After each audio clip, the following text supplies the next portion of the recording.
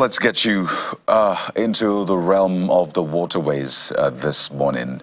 There have been avoidable accidents on the waterways across the country.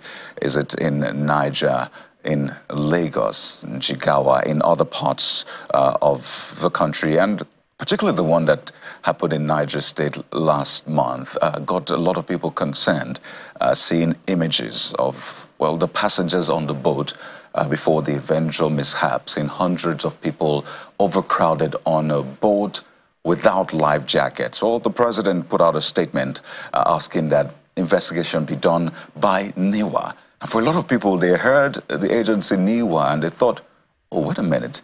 We have an agency called NIWA. What have they been up to? What do they do really to ensure safety on our waterways? But this morning, we bring to you the MD of the National Inland Waterways Authority, Mr. Bola Oyebamiji, joining us virtually this morning. Mr. Oyebamiji, you're welcome to the Morning Brief. Thank you so much, Kayode, for having me. Well, Nigeria is a country of waters. I was doing research and I realized that a lot of our states are actually named after water, Osun, Lagos, and I can go on and on. Majority of our states. So there's no gainsaying that water is a major part of our lives here in Nigeria. And you had an agency that is leading a lot of work in that light. Before we get into the mishaps, what is being done, just by way of refreshing, what is your agency about for those who may have not heard about your agency before or the work you do? Just about a minute.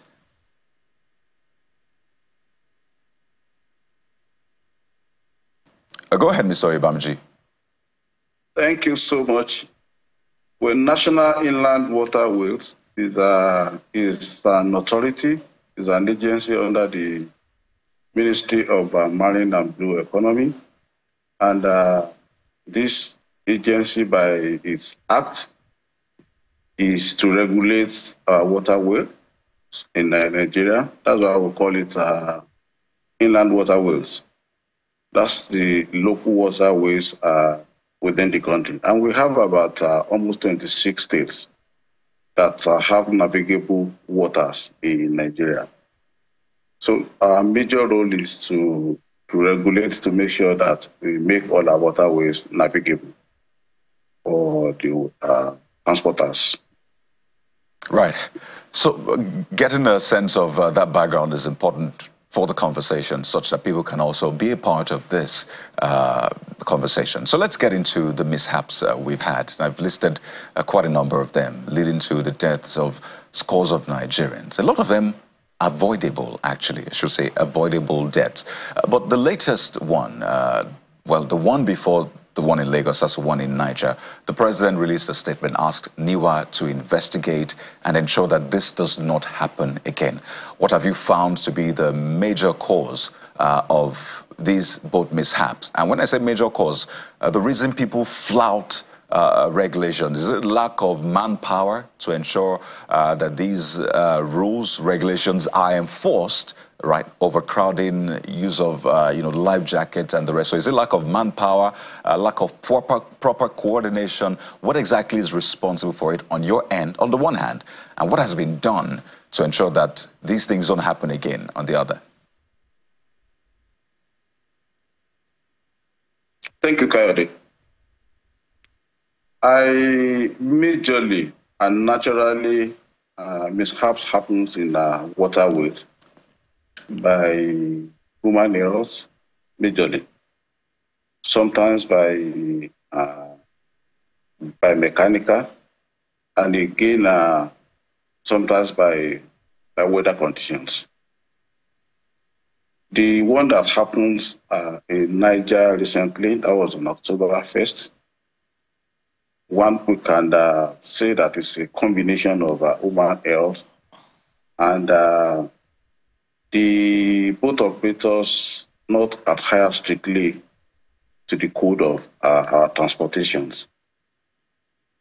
That one was due to overloading.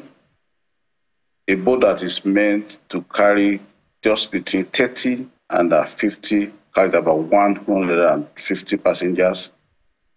And unfortunately again, it travels by the night. We have our road marshals and our water marshals that assist so much when we have to enforce these codes.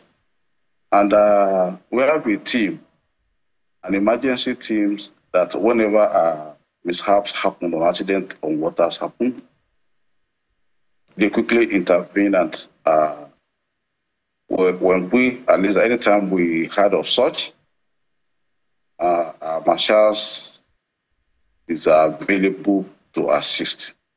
We have what we call both ambulances that we have deployed to all the states that can rescue anytime, any day, and give them first aid attention. But unfortunately, the regulation states that boats must only travel on our waterway between 6 a.m. and 6 p.m. And this happens around 8:30 p.m. So that was the reason why we have that casualties. So, sir, I'm wondering if these mishaps are due to human errors, as you say they are, or really due to institutional failure. How much capacity has NIWA deployed to the ports, or where, you know, these boats, you know, travel from, such that even when these boats are traveling at night against the regulations set by NIWA, that they're stopped from traveling? Is it a challenge of lack of human capacity to regulate the waterways? No, Buki. We deployed about 350 water marshals to all our waterways in our country, but we operate between the hours of 6 a.m. to 8 p.m. Unfortunately, travels at night is something that is very, very wrong for the users of our waterways and the boat operators. So, and that was the reason why at least this happened. Ordinarily, it wouldn't have happened if it is within the stipulated hours. However, because of this, we have scaled our game. We have decided to do shifts as from October 4th. We have decided to rotate our staff between the hours of 6 a.m. and to 6 a.m. the next day. Ordinarily, it is not something that we're supposed to do, but because of these mishaps, and we discovered that people, when you want to enforce, when you tell them that these are the regulations code, they don't adhere to it. So we have scaled our game. So it is not about incapacity. We have the capacity to do and to monitor and to control and to regulate the operators on our waterways.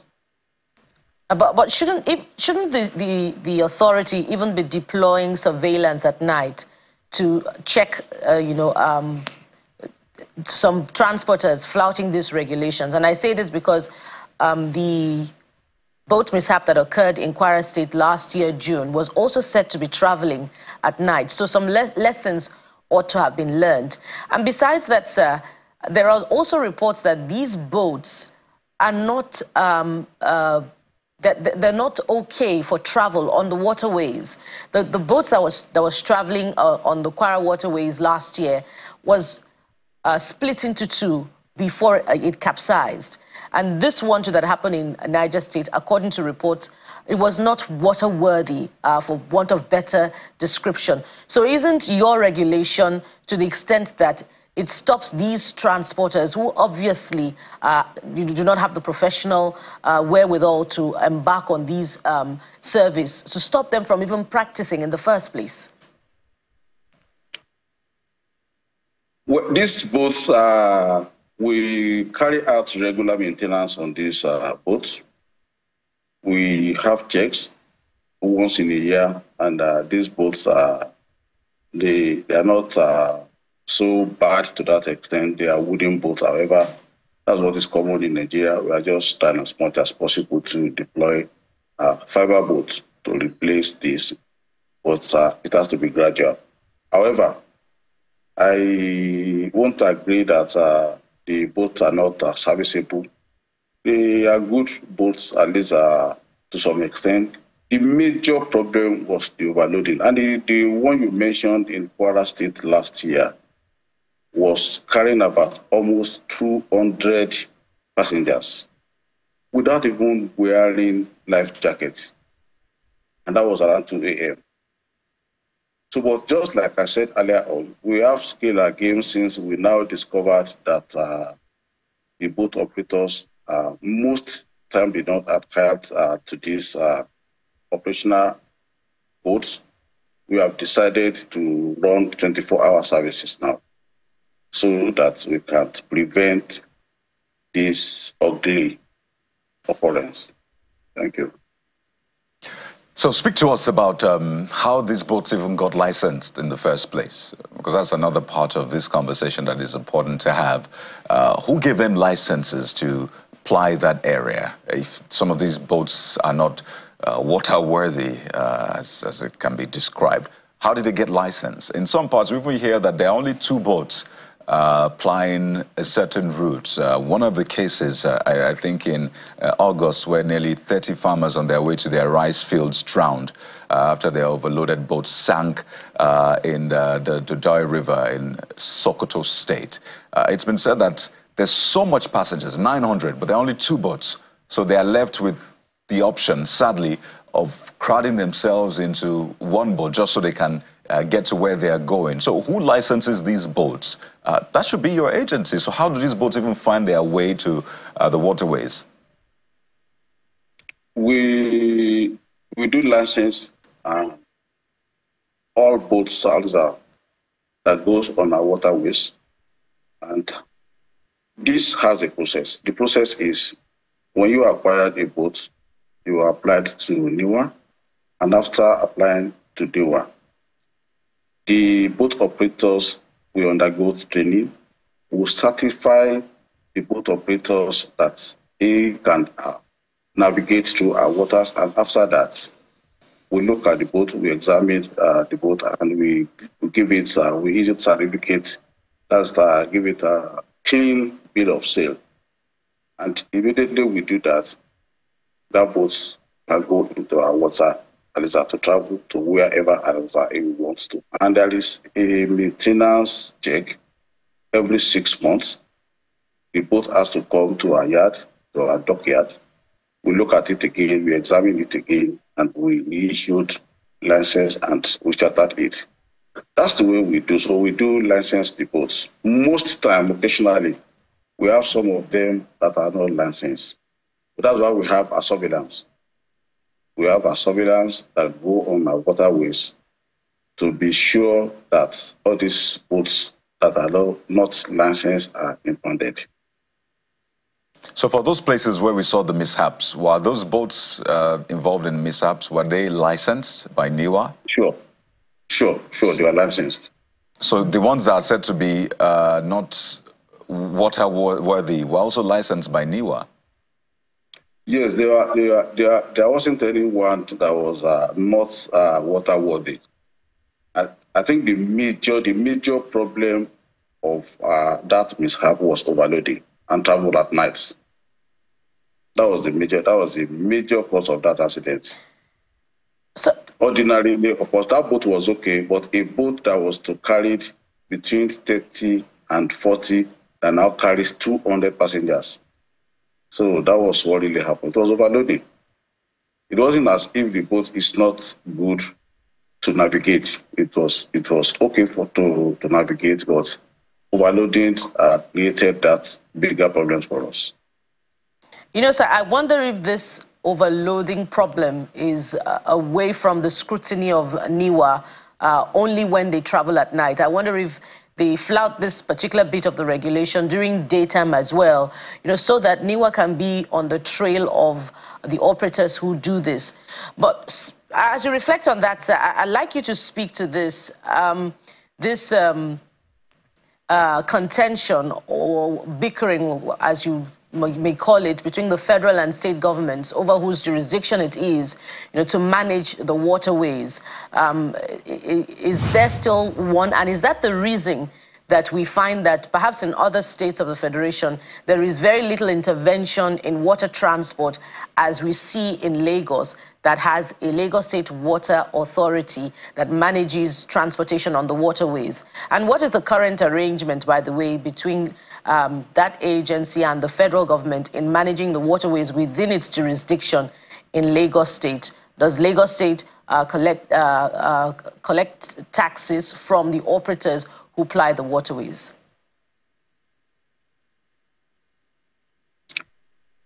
Well, for the states, we have collaboration and we cooperate with the states. We can't do it alone. NIWA cannot do it alone. That's why all the states that have our inland waterways, especially at least the water that runs through that state, we have about 26 at least of such states in Nigeria. We collaborate with the states, we cooperate with them to give our water at least a navigable trend, and at the same time to run a safety and secured waterways. We can't do it alone. We know that despite the fact that we have the absolute jurisdiction, it's always good when you cooperate and collaborate with states, especially to achieve the desired result. So we do collaborate with states. Just recently, the Honorable Minister of Marine and Blue Economy just called a meeting of all the commissioners of transportation in all the states so that we can sit together, we can look critically how we can collaborate to secure all our waterways and possibly to even deploy fiber boats at least from the states. The states need to assist NIWA, right, and NIWA needs to assist the states to achieve the best for our waterways. The truth is there's so much potential in the waterways. I don't know if a lot of people will be turning attention to the waterways now that petrol prices have increased, but we know that the boats also use petrol, right? But there's so much in terms of tourism, transportation, and the rest. Just give us a sense, as we wind down in about a minute, of your goal for that authority and for the waterways of Nigeria to do way more than it's doing right now. As I said, we have so much potential. You've been in the private sector, the banking sector, so I imagine you bring to bear a lot of experience. So what is your vision, really? What can we hold you to? Well, thank you so much, Kari. Our vision, especially from when the minister came on board, the first thing the minister admonished to all the agencies, especially NIWA, is that PPP is the end thing.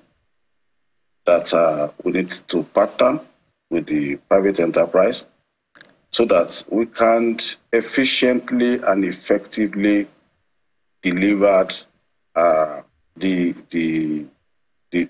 goodies that are in the waterways. If you travel abroad, we have seen at least the development of the coastal regions, the development of their waterways, and the commercializations of their waterways. To the extent, just like you mentioned, tourism. Tourism is something that can add value to our GDP if well developed. And these are our objectives. This is our vision that is important for us to develop beyond reasonable doubt. Right. And these are a waterways that can generate revenue and income for the nation. So we need to, and we have actually partnered with several. We have about 3 ongoing now, where the Ministry of Marine and Blue Economy, powered by the minister. And I'm sure in the next couple of months, this results will be regenerated. Thank you. Final note. The issue between NIWA, Lagos, who has exclusive rights and all of that, has that been resolved now? Have you gotten all the authority, or there's still some gray areas? No, this has been resolved. We are collaborating with Lagos State. Lagos State is doing very well with NIWA, and NIWA is doing well with Lagos State. So they've given you all the authority that you say you have by law? Sure. Okay. Well, I think we'll anchor at this point, but we'll definitely keep our eyes on the authority and, of course, what plays out in the waterways, because we need there to be all the safety and be able to harness all the potentials in that. But we'd like to thank you so much, the MD, National Inland Waterways Authority, Mr. Bola Oyebamji, wishing you the very best, and we don't look forward to seeing any other mishap. Thank you so much. Thank you so much. Thanks, Buki. We'll take a moment now, and when we return, bring another side to this conversation. It's a very important one, so stay with us.